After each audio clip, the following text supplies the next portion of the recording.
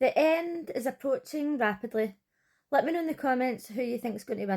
Love Island USA episode 28. And next year, can we just get rid of the Aftersun? I hate getting up on Sundays and having nothing to watch. Thanks. After the Burst Your Bubble game, Taylor was talking to Clark and he said that he felt bad she was at the bottom, and that was obviously because of the decision he made to leave Erlandria. But I didn't like Taylor before he dumped Erlandria. I haven't liked him since the start, especially when he was saying that he didn't find her sexually attractive, but he didn't think to tell her that, and he just strung her along, and we all knew that he was just waiting on somebody coming in the whole time. I think that if he was still with Erlandria, he still would have been near the bottom, maybe not as low, but still near. Shelley and Ace were so confused because they were near the bottom, and Ace was saying, well, it doesn't affect me because I know what I'm really like and I know what you're really like. And the two of them just could not fathom the fact that they weren't at the top. Now, I'm not trying to say that none of them are nice people or whatever, but somebody has got to be near the bottom. So I don't know why they were so confused. Obviously, if you're in there, you're going to be thinking, what have the public seen? What have they edited or whatever? But somebody's got to be in that position.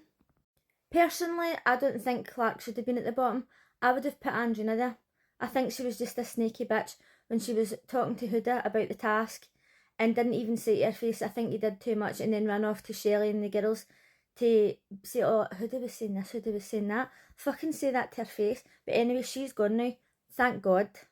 I think the main reason that Clark was at the bottom is that when she was picked by Taylor, she was smiling, but it made her look as if she was doing like a really smug, cheeky smile.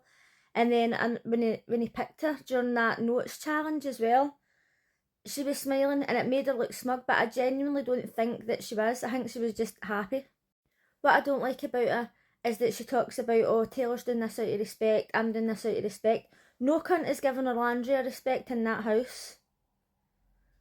She's forgetting that they were coupled up for weeks, and then she deserves respect all of a sudden after he was coupled up with her for a couple of days, and I really don't like that about her. Iris was supposedly devastated that TJ got exiled, and in the back of my mind I was thinking, why doesn't she just leave him? But why should she give up that experience? She's made friends with people. It's kind of like a holiday, right, even though they say it's not. But it's still part of her journey to be there till the end if she can make it. But Chris was talking about it and he was saying, oh, if I was that upset, I would just leave. And I was also thinking, we've got like a week left basically. She's not going to be able to meet anybody else. She's going to be stoating about in the villa on her own. Like, it's going to be a bit shit for her. But then we had Pepe and Elan expressing an interest in Iris, and they says, oh, I liked her, but obviously I didn't pursue her because TJ was here. So I'm just thinking to myself, the lassie is devastated. She's not going to want to be interested. She's not going to want to go for chats with people. Like, just let her be. Let her have her last few days. Well, I was wrong. Iris was saying that she was really upset that she had to sleep on her own. And Pepe, even though later on he was trying to get into her, right, but at that time, he says, oh, do you want to sleep in my bed? And I thought that's actually really nice because I don't really like sleeping in my own either. Funnily enough though, when I'm in bed with somebody, I don't cuddle into them because I'm too hot, but I just like to have somebody there. Chris and Huda were chatting away and he was saying that he really likes her. And I do think that they make a really good couple. And when Huda's not going off her head, she seems like a really nice person. I've got a cheek. People think that Huda's unhinged. They haven't seen me when somebody fucks with me. But anyway, after the challenge, Shelley decides, like, I'm just going to, like, call this thing off. Call what off? They haven't spoke since they get back for Casa. It was blatantly obvious that this was the case. Like, when they spoke before and he says, oh, we've came back for Casa and we haven't communicated in any way, that means it's over. They should have had this conversation long ago. But anyway, they sat down and it's like, right, it's kind of obvious you're with Huda, I'm with Ace, like, that's that. Thank fuck for that. Everybody's been super nice to Amaya all of a sudden. Oh babe, I'm glad you were at the top, you deserve it. She was talking to Zach and Zach was being really nice and he's like, oh, I would still go on holiday with you, I still want to hang about with you. And he was in the beach hut saying, oh, she's a really great girl and all this.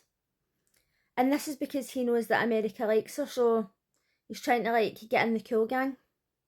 So they got a text and I was like, yay, time for a challenge, time for a game. It was the most fucking pointless scenario ever.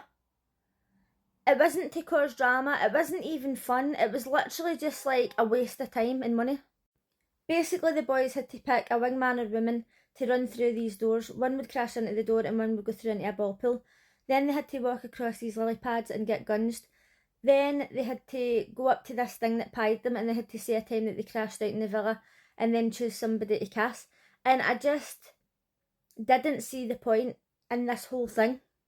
Zach chose Amaya as his wingwoman because he knows America likes her.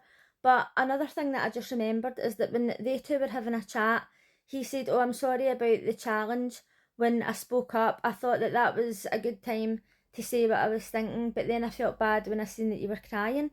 He talks absolute fucking shite, because guess what? She was already upset and crying before he opened his fucking mouth. He does my fucking head in. So anyway, he chose Amaya as his wingwoman and Erlandria to kiss, and Erlandria says, well, he's only choosing me during the challenge because he knows he's not going to get a kiss any other time. After Pepe and Elan expressed an interest in Iris, both of them chose her to kiss, and she says that the kiss with Pepe was better than the kiss with Elan. I've seen a couple of posts online the last few days where Elan is like been out the pool or just out the shower or whatever, and his hair's kind of like brushed back and it's like kind of straight with wee curls at the end, and women are going absolutely fucking crazy over this, and they're going, oh my god, I thought this was a bombshell, oh my god, Elan's hot. So obviously they're loving the slick back hair look.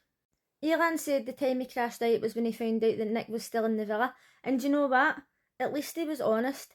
He chose Sierra as his wingwoman, and I think that Nick might have been a bit raging, but then when he admitted that he crashed out when he found out Nick was there, I think Nick would have been like, oh yeah, how'd you like me now, bitch? Sierra and Nick were in soul ties talking about what closed off means, and he says like in the real world that means that like we're just exploring one another, we're not boyfriend and girlfriend, and I'm just thinking, do you know what, just fucking like go out already. Like, we would just say, oh, we're seeing each other, but that still means that you can see other people. So being closed off means that you're seeing each other but you're not seeing other people, so basically you're going out.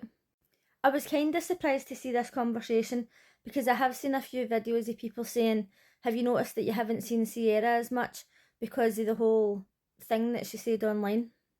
I can't remember her name, but there was a girl at the start who got removed because of something that she said online, like a racist thing. I still don't know what it was she said, and apparently it was something she said on a podcast. So when I found out that Sierra had said a slur, I kind of thought maybe it's a slur that she didn't realise was a slur. Because in America, they say the R word, they say it during the day, they say it on TV shows, and it hasn't been acceptable to say that or call people that since the 90s, basically, in the UK.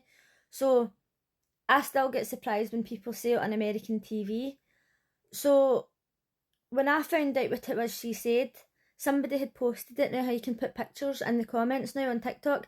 Somebody put a picture of her Instagram post, and she was saying something about getting her lashes done, and she referred to herself as looking like the C word, right? And not cunt, because I happily say cunt, but I do not say the word that she wrote. And I was like, aye, that's actually pretty bad. Everybody knows that you don't say that. And I'm surprised that she's not been removed from the house, to be honest with you. But a lot of people are saying that they've been editing her out so that she doesn't win. But I don't know, do you think she'll end up getting removed? To be honest, there's only a week left. I think if they were going to remove her, they'd have done it by now.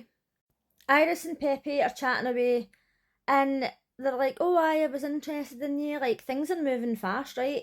Poor TJ's sitting watching this, like, what the fuck? I was waiting on her coming out so I could fucking take her to the Cheesecake Factory, and now she's fucking sitting talking to him. Brian and Amaya were having a chat, and I don't know why I was getting emotional, because he was saying all the things that people were saying were negatives, I see as a positive. I love a passionate person, like, and it was a bit of a sin because he was talking to the boys about liking her, and somebody says, oh, you'll never get bored with her because she doesn't stop speaking. And I was like, that was a bit of a dig for no reason. But he was saying to her, I love your passion, like, I love your dress. And she's like, oh, do you like my granny dress? And they started kissing, right? And then she was on top of him, and I was like, go Amaya. Right? I actually kind of hope they two win. I didn't like him, but I kind of like him now. But let me know what you thought of last time's episode, and I'll see you again tomorrow. Bye!